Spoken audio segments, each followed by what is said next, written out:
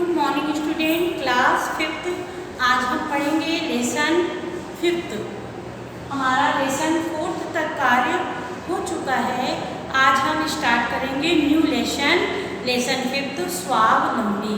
स्वावलंबी का क्या अर्थ होता है? स्वावलंबी मतलब होता है अपना काम स्वयं करना। कुछ लोग दूसरों के ऊपर निर्भर रहते हैं और सारा कार्य उन्हीं से कराते हैं। जैसे बच्चे घर में रहते हैं तो उनके माता पिता उनके लिए सारा कार्य करते हैं। वो माता पिता की हेल्प नहीं करते, या तो कभी संकोच करते हैं, या फिर कुछ अच्छे बच्चे होते हैं जो अपने माता पिता का सहयोग करते हैं। कुछ बच्चों के घरों में नौकर चाकर भी कार्य करते हैं, इसलिए भी उन्हें वो छोटे छोटे कार्य करने में शर्म महसूस होती है। जैसे अगर मम्मी ने कहा कि कूड़ा फेंकाओ या झाड़ू लगा लो, तो बच्चों को लगता है कि ये काम मेरा नहीं है, या मुझे कोई देखेगा तो क्या सोचेगा। तो इसी पर आधारित एक लेसन आज जो हम पढ़ेंगे उसका नाम है स्वावलंबी। पाठ का क्या नाम है? लेसन फिफ्थ, स्वावलंबी। स्वावलंबी। आज हम पढ़ेंगे इस पाठ का सारांश कि इस पाठ में क्या बताया गया है। एक छोटा सा बालक है माहिर। उसकी माँ उससे कह रही कि बेटा घर में आटा नहीं है, इसलिए आप आटा पिसवा लाओ। तो बालक कहता है कि माँ मैं आटा कैसे पिसवा सकता हूँ, क्योंकि मैंने कभी ये कार्य नहीं किया है, मैं कैसे आटा पिसाने जा सकता हूँ। उसके घर में 3-4 नौकर हैं, पर नौकर 4-5 दिन से छुट्टियों पर गया हुआ था। इसी बीच घर में आटा ख़त्म हो जाता है और माँ कहती है कि तुम साइकिल पर आटा रख लो, मैं तुम्हारी आटा उठाने में हेल्प कर दूँगी, डिब्बा साइकिल पर रख दूँगी। जब आप चक्की पे जाओगे तो दुकानदार वहाँ से आपका आटा उठाने में आपकी हेल्प कर देगा। माँ के इतना समझाने पर भी माहिर आटा पिसाने के लिए नहीं जाता है, क्योंकि उसने इस प्रकार के कार्य कभी नहीं किए थे। वो सोचता है कि अगर मैं आटा लेकर के गया तो लोग मुझे देख करके हंसेंगे। उसे बहुत शर्म आ रही थी कि कैसे वो आटा पिसाने जाए। फिर उसने बहाना बनाया, माँ मैं गेहूँ पिसाने नहीं जाऊँगा, यह मेरा काम नहीं है। तो माँ ने उसको समझाते हुए बोली, बेटा काम मेरा या तेरा नहीं होता, ये नियम हमारे ही बनाए हुए हैं। मैं आपकी आटा रखने में हेल्प करूँगी। माँ के बहुत अधिक समझाने पर माहिर मान गया। माँ ने उसे साइकिल पर आटे का डिब्बा रख दिया और कहा कि बेटा तुम जाओ, जब तुम आटा पिसाकर वापस आओगे तो मैं तुमको गेट पर ही इंतज़ार करते मिलूँगी, मैं तुम्हारा आटा तुरंत उठा करके रख लूँगी। माहिर को बहुत अधिक समझाने पर माहिर आटा पिसाने के लिए तैयार तो हो गया और माँ ने उसको साइकिल पर उसकी आटे का डिब्बा धीरे से रख दिया।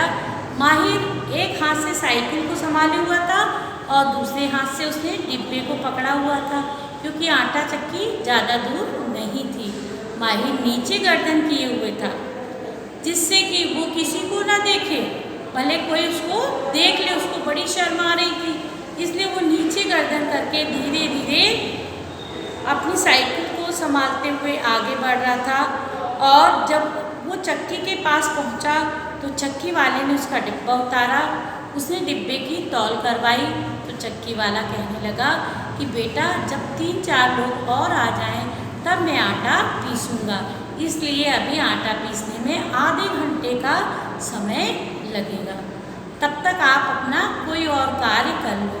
माहिर वहाँ से चला तो गया, पर वो सोचने लगा कि आधे घंटे तक मैं क्या करूँगा।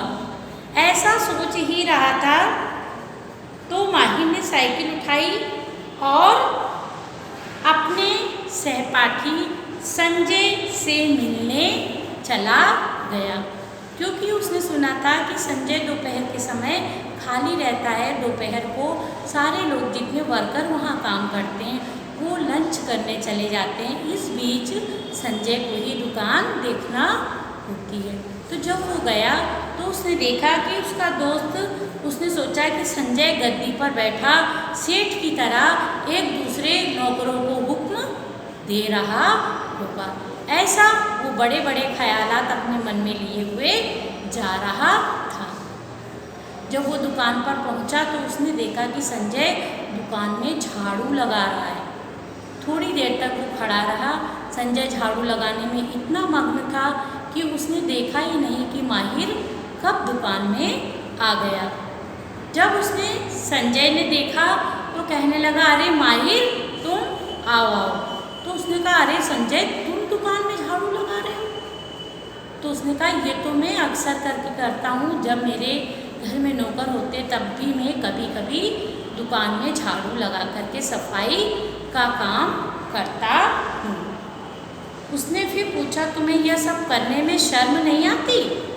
तो उसने कहा कि कैसी शर्म, अपना काम करने में कैसी शर्म?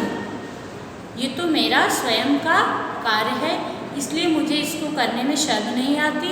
और तुमने सुना नहीं कि स्कूल में हमारी मिस जी हमको क्या सिखाती हैं कि अपना काम स्वयं करना चाहिए, स्वावलंबी बनना चाहिए। उसकी बातें सुनकर के माहिर को कुछ संतोष हुआ। अब उसने माहिर को बिस्किट खिलाए। माहिर ने बिस्किट खा लिए। इसी बीच आधे घंटे का टाइम कंप्लीट हो गया और माहिर बोला कि अब मैं चलता हूँ और मुझे आटा उठाना है।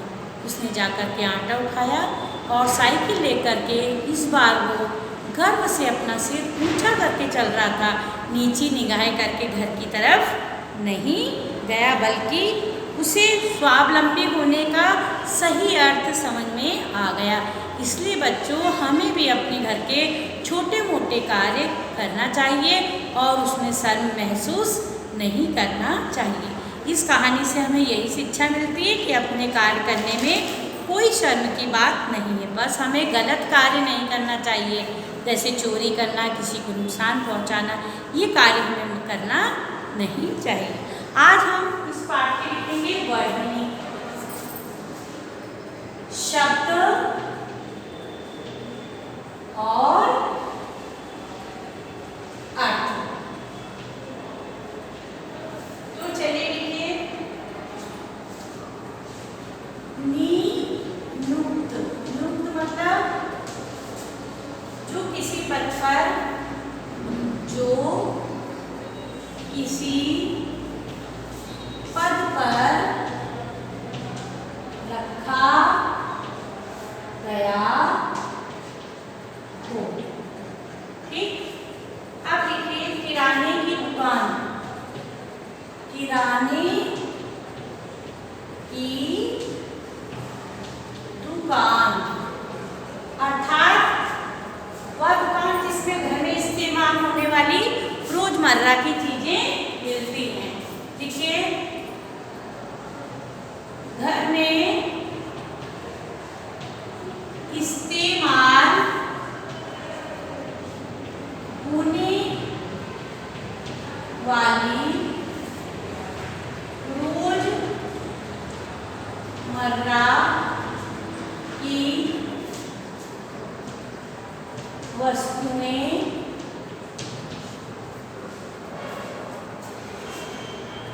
मिलती है। इसमें आगे लिखेंगे जहां घर में इस्तेमाल होने वाली रोजमर्रा की वस्तुएं मिलती हैं। अब लिखिए शर्म। शर्म का मतलब होता है लज्जा आना, है ना। अच्छे कार्य में लज्जा आना नहीं चाहिए। अगला लिखिए दलील। दलील मतलब होता है तर्क या बहस करना किसी के विषय में। प्रयास। प्रयास मतलब होता है प्रयत्न। हुक्म। हुक्म मतलब आदेश। राहत।